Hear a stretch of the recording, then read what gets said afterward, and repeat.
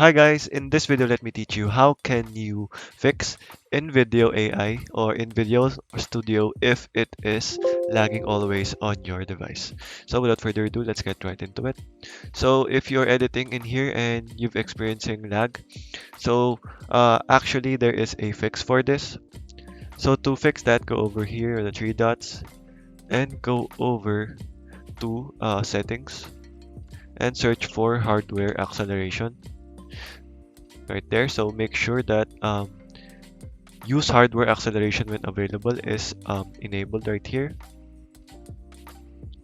And then after that, you have to go on over to another setting. So you just have to go over and paste this one or search for this. So just erase this one and replace it with flags, and it will be right here.